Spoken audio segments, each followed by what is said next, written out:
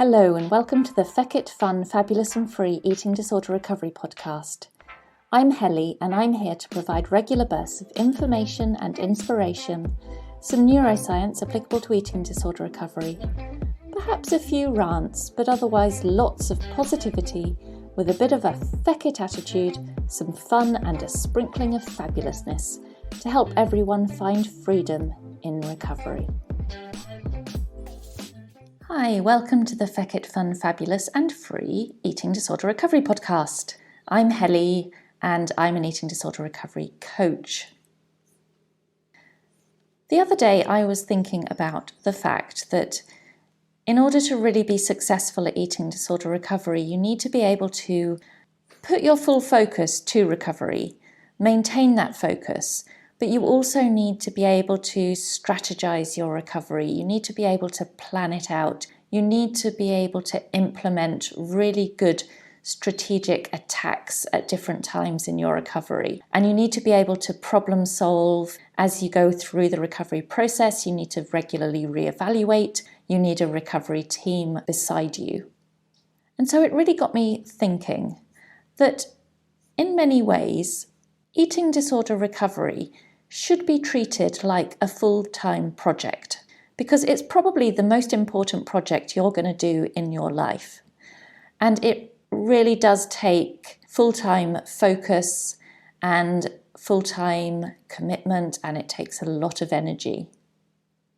And I always say that eating disorder recovery is something that is more than a full-time job for those people in it, because it does take so much mental energy, commitment, focus, determination, emotional energies, and it has a lot of need for support as you're moving through it.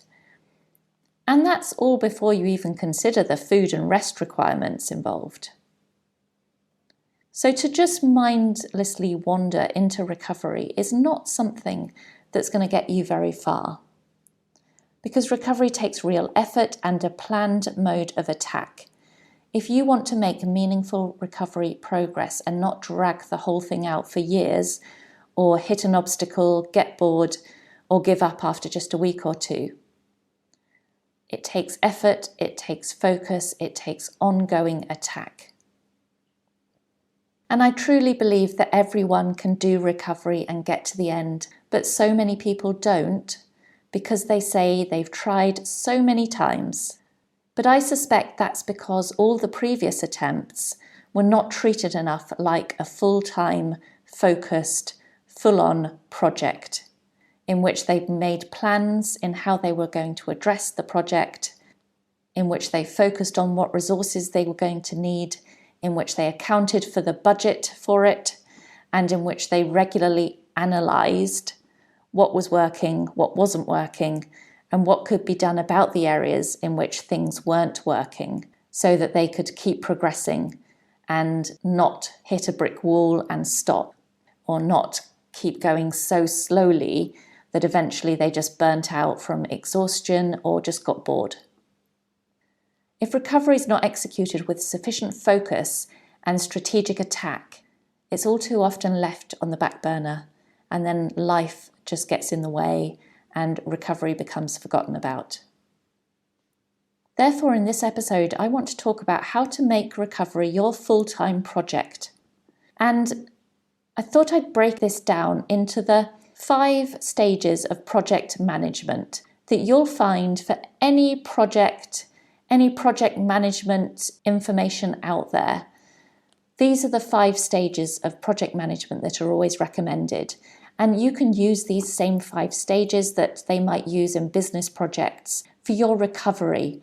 Make your recovery a real project.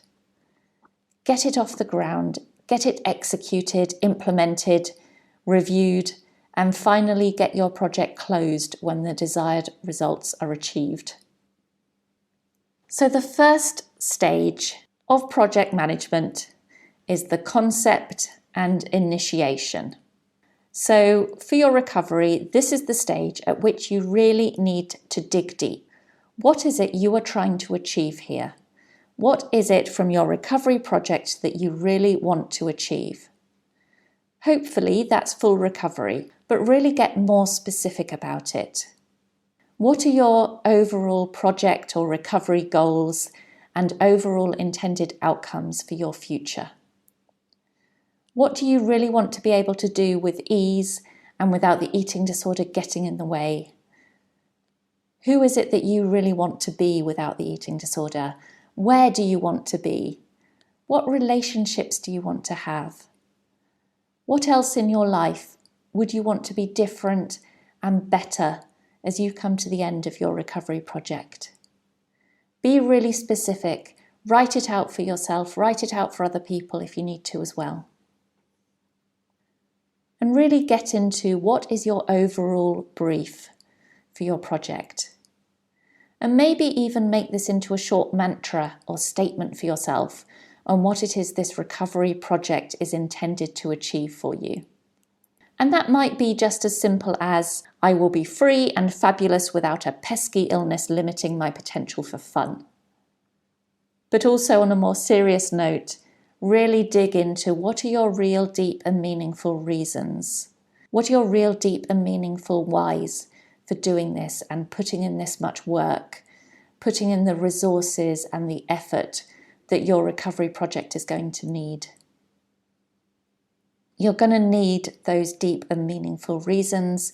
You're going to need your recovery whys when the recovery project gets tough along the way to come back to. So really at this stage, get it out there, write it all down, write it out for yourself, make it real, make it meaningful, really understand why you are implementing this project, why you are going to put the resources into it that you're going to need to put into it.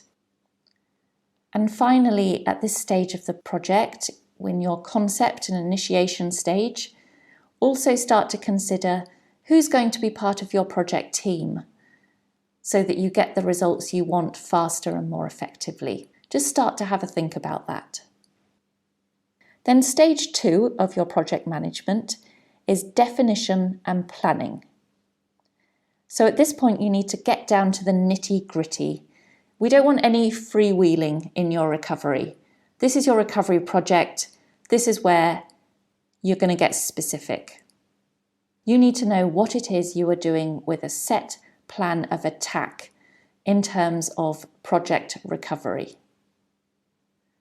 So really start to decide, what is your plan of attack going to be? What is the scope of what you want to do? What is your budget? And here, when we talk about budget, consider resources in terms of your time, the emotional support you have, your mental focus availability, or what I mean by that is your brain space that you can make available for recovery, your resting opportunities for recovery, your access to food. Make a plan now for how you can increase all these aspects in your budget, perhaps making savings in other aspects of your life while you're working on this project, because you're going to need as much of all these resources as you can get when you're in the real implementation stage of your project. And also here, consider roles and responsibilities. What is it in your recovery project that you are prepared to be responsible for? Hopefully most of it, hopefully all of it. But are you really ready and willing to be the project manager?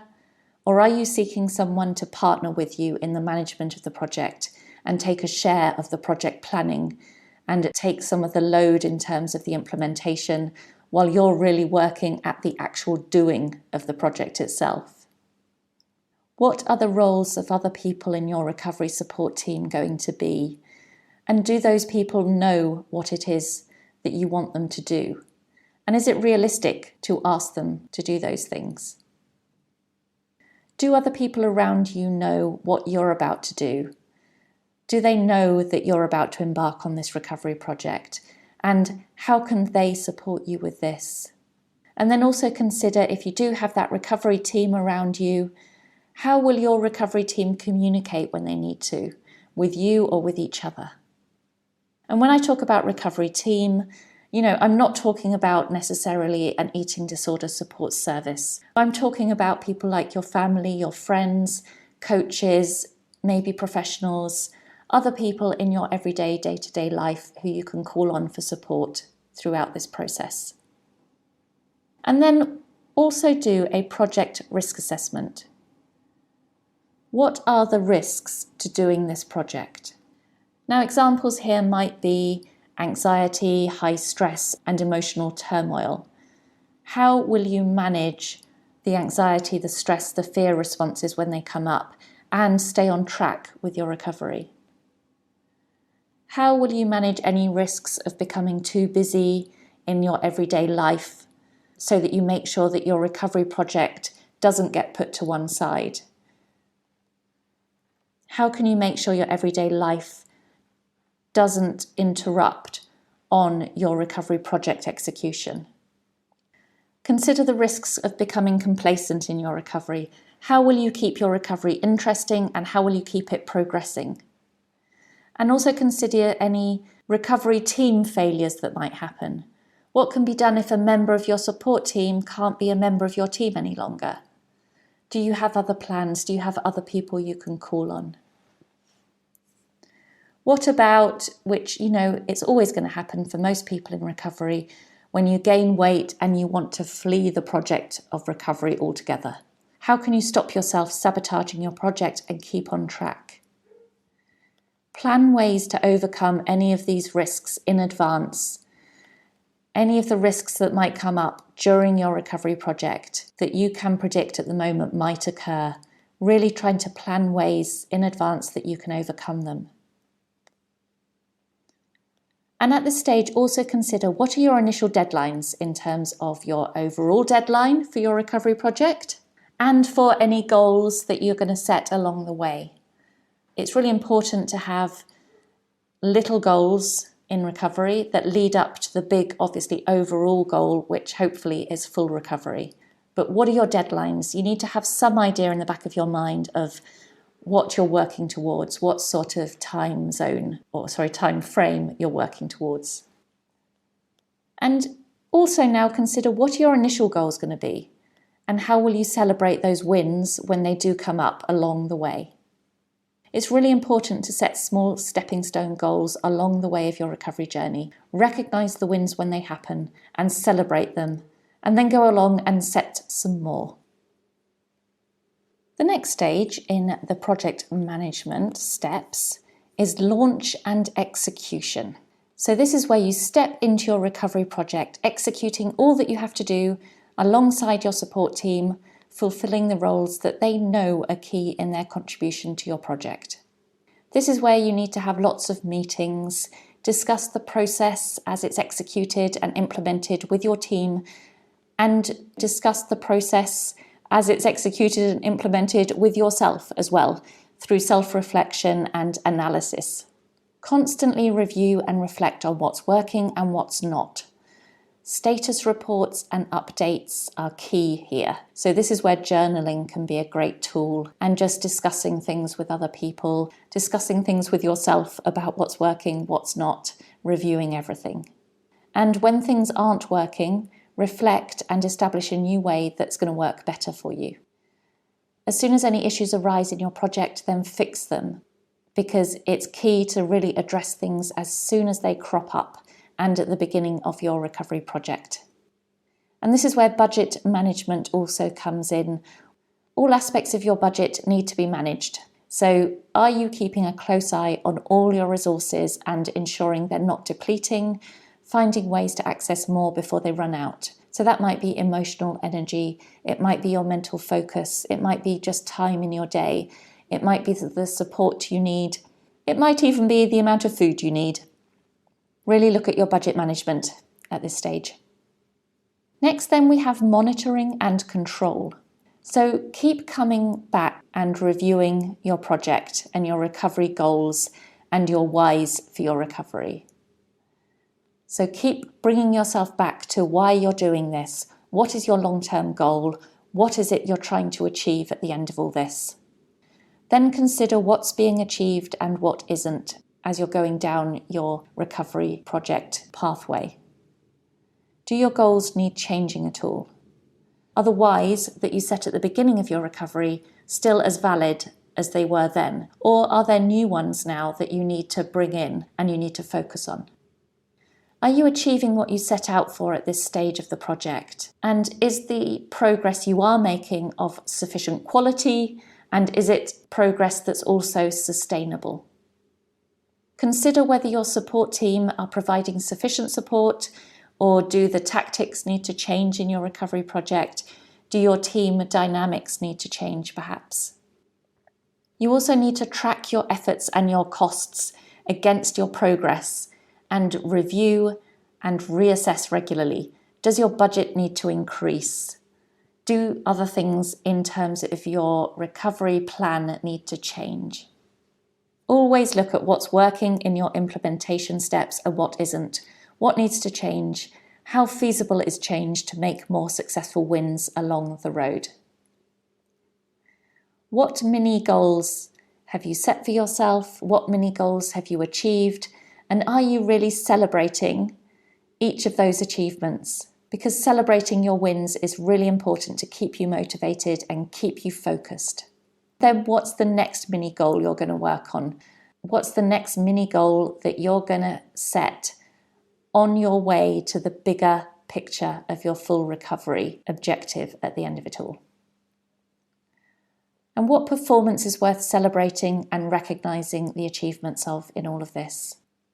So really at this stage, stay focused and stay focused on ongoing problem solving, ongoing reflection, finding new ways to go forward, analysing your project every single day and finding new ways to keep your momentum going. And just keep reviewing your team to ensure that you have the right people to help with some tasks so that the results that you get are faster and more effective. And this stage of the project could be some time in length, but that's okay. Just keep it top of your mind and top of your life so that it keeps progressing and you get closer to the end that you deserve to reach. Because then ultimately the last stage in your project management, in your project journey, is the project close. So this is where you've reached the end of your project. This is where you've achieved the initial goals that you set for yourself. And this is where you celebrate. This is where it is huge party time. And while you're celebrating, while you're allowing yourself to really feel everything that you have achieved, this is where you just step back, review your progress and the journey you've been on. Recognise just how much you've achieved from beginning to end. Reflect on what you've learnt about yourself and about recovery from the journey you've been on. Celebrate your recovery team. Celebrate with your recovery team. And recognise what you might need to do to keep yourself firmly in recovery now and into your free and full future life. Move forwards and live your life to its absolute fullest, because right now, this is the point where you have come to the end of your recovery project, that you really get to live that full and free and fabulous life. So that's perhaps an episode for any of you who do work in circles where you might use project management, or you might use that sort of concept, or you have that sort of brain that likes to think of things in terms of projects. Really make your recovery your sole or your fully focused project at the moment. Implement it in every way you would any other project in life that's really meaningful, that's really hard to implement. I'm Helly, and I will speak to you very soon. Thank you for listening to the Feck It Fun, Fabulous and Free Eating Disorder Recovery podcast. Don't forget, eating disorder recovery doesn't have to be boring and doesn't have to be serious. Now go and grab yourself some food and have a fabulous rest of the day.